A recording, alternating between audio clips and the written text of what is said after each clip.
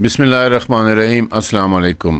میرے بھائیو، ہم نے جو حدیث حوض کے حوالے سے ایک وائس نوٹ کیا تھا، اس کے اوپر جو سوالات کیے گئے تھے پھر کہ جی ہمیں یہ بتائیں کہ وہ جو بدعتیں ہیں، وہ حدیث حوض میں یہ تھا کہ جی قیامت کے دن کچھ صحابہ کو حوض کوثر پہ لایا جائے گا اور رسول اکرم حوض کوثر پر موجود ہوں گے۔ اس وقت ان کو کھینچ کر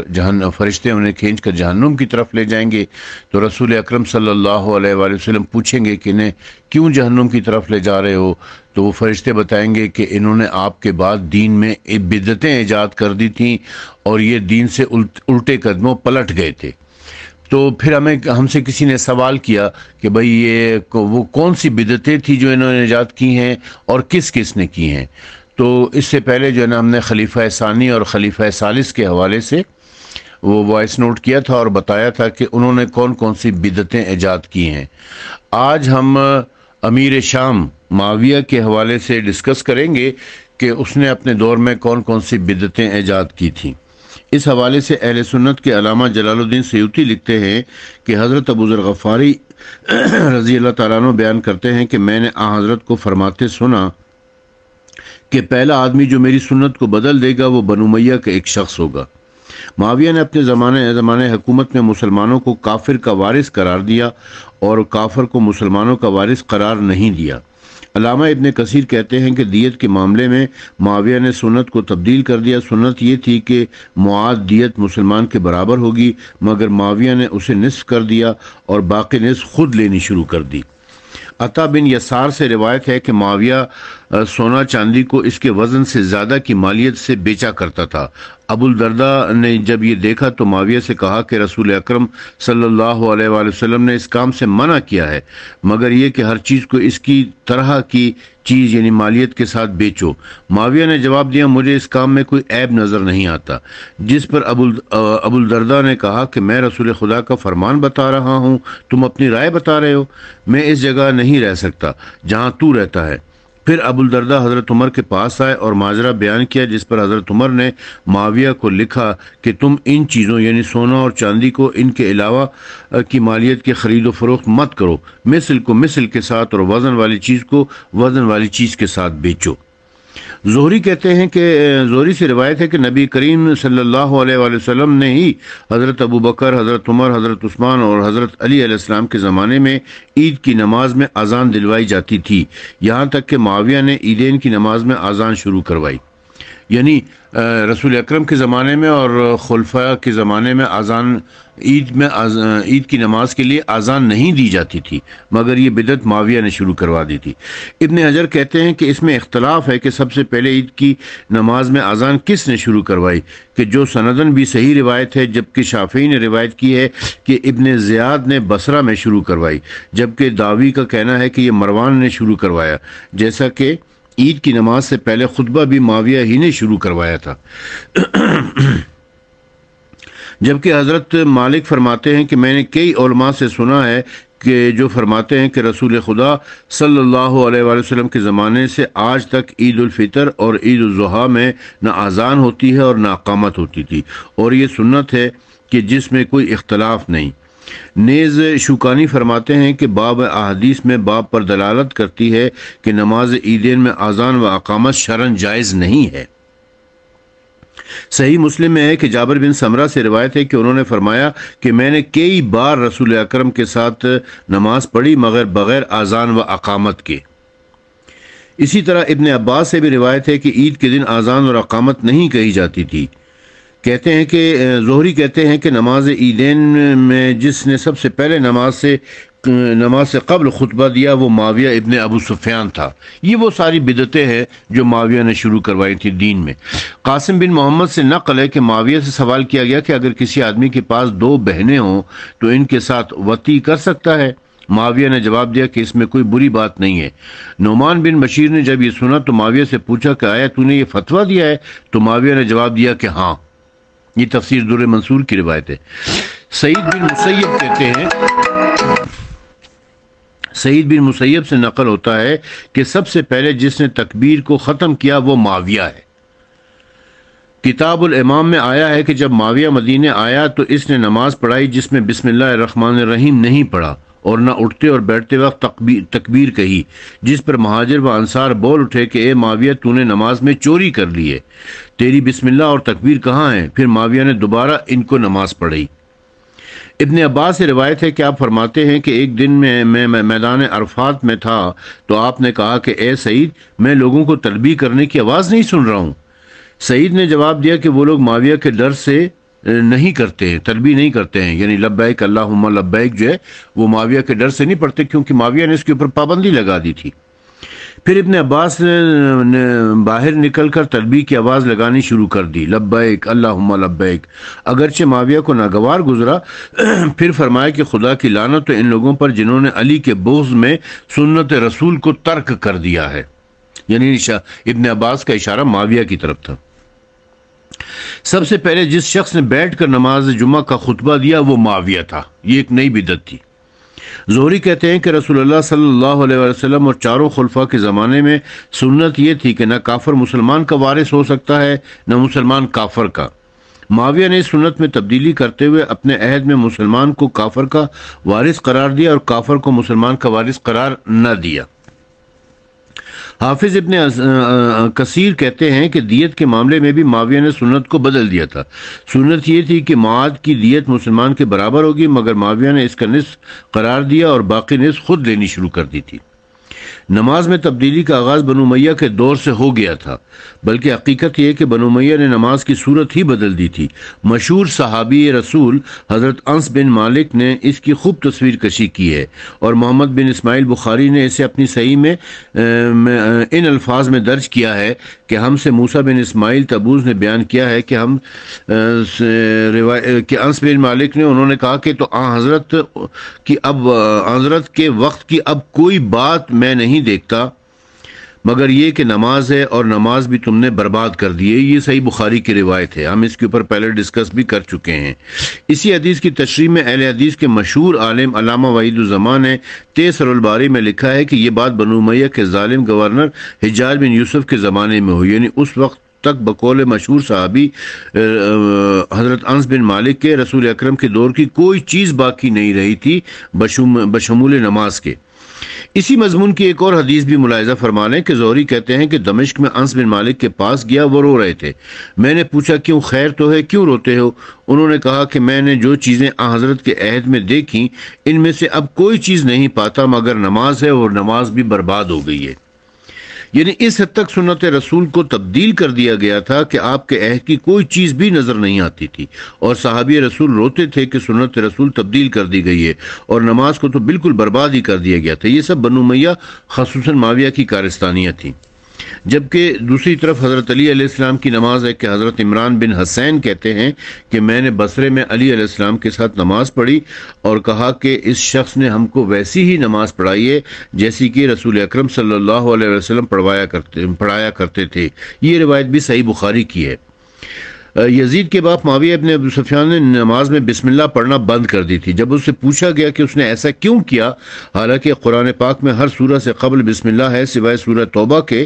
اور حضرت ہی نے بلکہ حضرت ابو بکر، عمر اور عثمان بھی نماز میں سورہ سے قبل بسم اللہ پڑھا کرتے تھے، تو اس نے کہا کہ اس میں علی کی فضیلت ہے، اور مجھے علی کی فضیلت برداشت نہیں ہوتی ہے، کیونکہ علی علیہ السلام نے فرمایا تھا نا کہ میں بسم اللہ کی بے کا نقطہ ہوں، تو اس لیے جو ہے نا اس کو اس میں فضیلت محسوس ہوتی تھی۔ اس کا یہ اشارہ امام علی کے اس ارشاد کی جانب تھا۔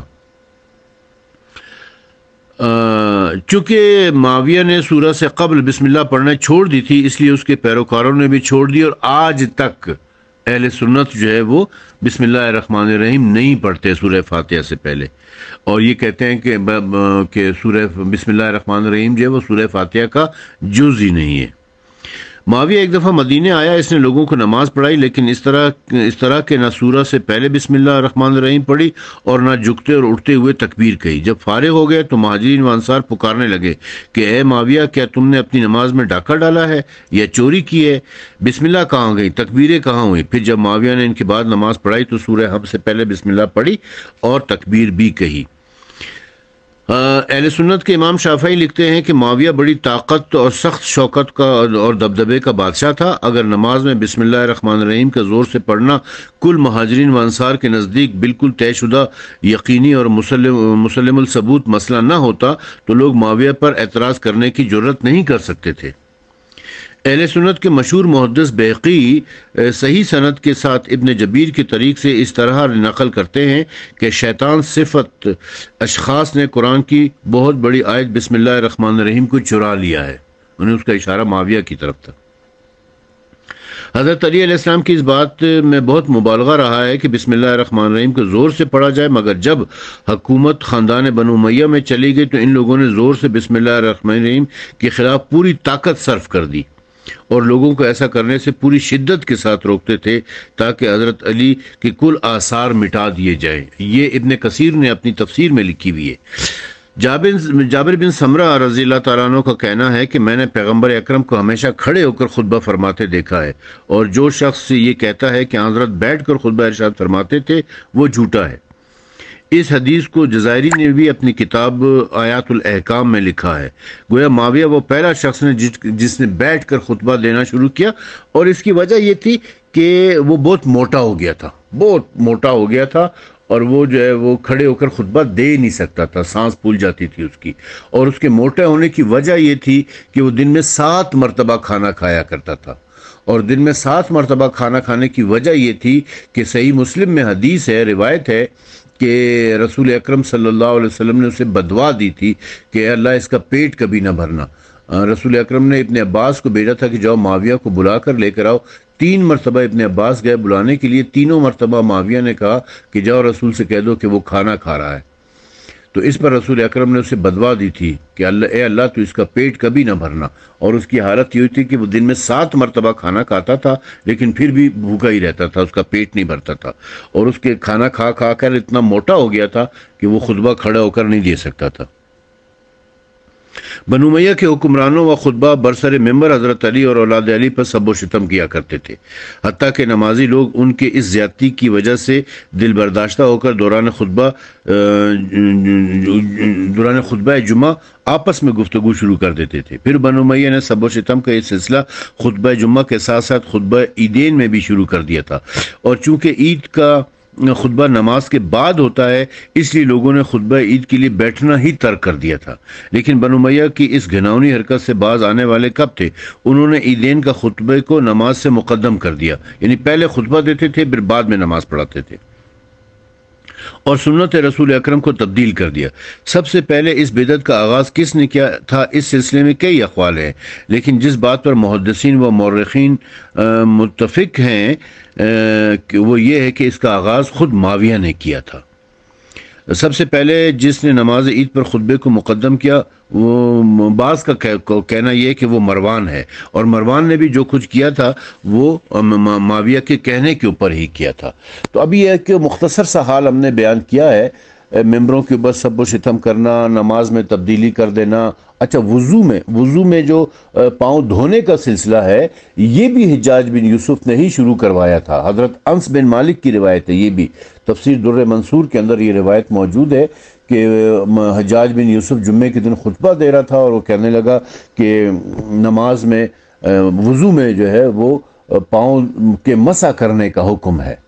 اس نے آیت پڑھی قرآن مجید کی، یا ایھا الذین آمنوا اذا قمتم الی الصلاۃ فاغسلوا وجوہکم وایدیکم الی المرافق وامسحوا برؤوسکم وارجلکم الی الکعبین، کہ اپنے سروں کا مسح کرو اور اپنے پاؤں کا مسح کرو کعبین تک، یعنی ٹخنوں تک۔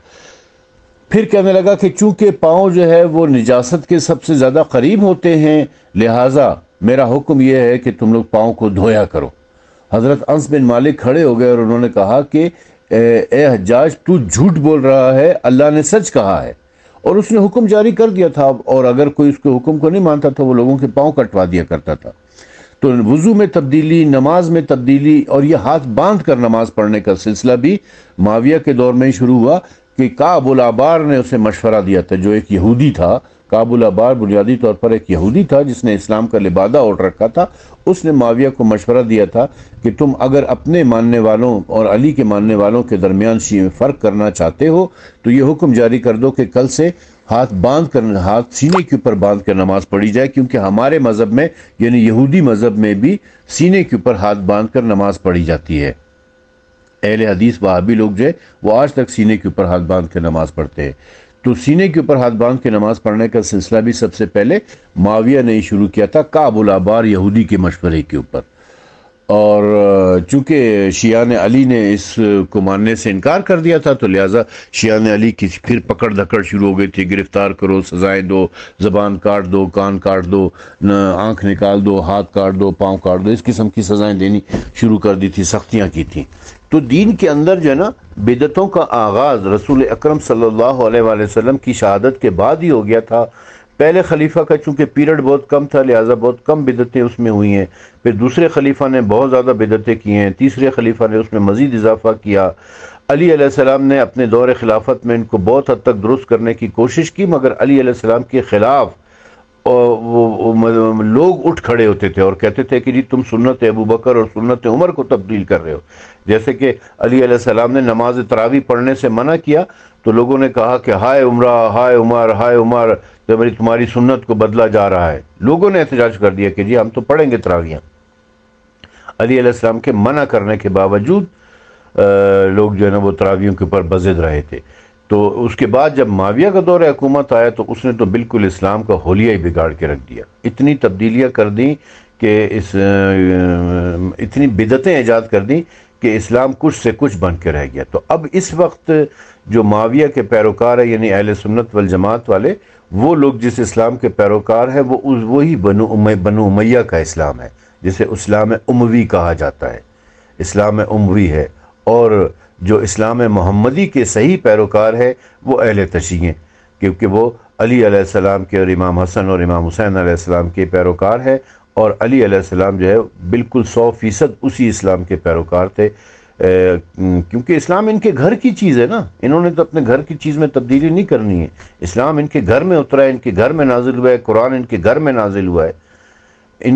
تو یہ اپنے اس میں کیسے تبدیلی کو قبول کر سکتے تھے؟ اور جو تبدیلیاں پھر آ رہی تھی اس کے لیے جو ہے وہ انہوں نے اپنی جانی قربانیاں بھی دی ہیں، اپنی حکومت بھی قربان کی، اپنی جانیں بھی قربان کی، اپنا سب کچھ انہوں نے لٹا دیا اس اسلام کی حفاظت کے لیے، تاکہ دنیا والوں کو یہ بتایا جا سکے کہ حقیقی اسلام کیا ہے، اسلام محمدی کیا ہے، رسول اکرم صلی اللہ علیہ وسلم جو اسلام لے کر آئے تھے وہ کیا ہے۔ اگر امام حسین علیہ السلام یہ قربانی نہ دیتے تو یزید نے جو بدعتیں شروع کرنی تھی، یزید نے جو کفریات شروع کرنی تھی کہ بہن کے ساتھ بھی آپ نکاح کر سکتے ہو، اور شراب جائز ہے، اور روزہ وہ رکھے جس کے پاس کھانے کو روٹی نہیں ہے، نماز وہ پڑھے جس کے پاس کرنے کو کوئی کام نہیں ہے، اور اقلام بازی جائز ہے، اور شطرنج کھیلنا جائز ہے، اور جوا کھیلنا جائز ہے، وغیرہ وغیرہ، یہ ساری چیزیں یزید نے شروع کروا دی تھیں۔ تو اگر امام حسین علیہ السلام اس کے خلاف نہ اٹھتے تو آج یہ ساری چیزیں بھی اسلام میں رائج ہو چکی ہوتی، جیسے کہ معاویہ کے زمانے میں بہت ساری بدعتیں رائج ہو گئی، اور خلیفہ ثانی اور خلیفہ ثالث کے زمانے میں بہت ساری بدعتیں رائج ہو گئی۔ تو یہ سب کچھ آج یہ چیزیں بھی عام ہوتی ہیں، اسلام کا حصہ ہوتی۔ اس وجہ سے امام حسین علیہ السلام نے اپنی قربانی دی اور اپنے خون سے ایک لکیر کھینچ دی کہ جو کچھ بنو امیہ والے کر رہے ہیں وہ اسلام نہیں ہے، حقیقی اسلام اور اسلام محمدی وہ ہے جو ہم کر رہے ہیں، جو ہمارے پاس ہے۔ اور میں واضح الفاظ میں یہ کہنا چاہتا ہوں کہ اہل سنت کے پاس جو اسلام ہے وہ اسلام اموی ہے، وہ بنو امیہ کا لایا ہوا اسلام ہے، اور اہل تشیع کے پاس جو اسلام ہے وہ اسلام محمدی ہے جو رسول اکرم کا لایا ہوا اسلام ہے۔